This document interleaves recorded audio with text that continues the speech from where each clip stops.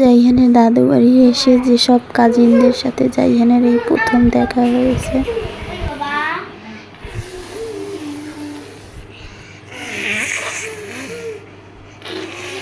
এই ছেলে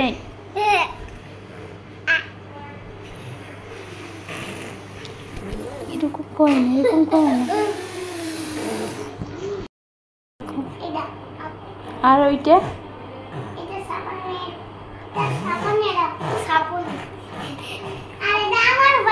হ্যাঁ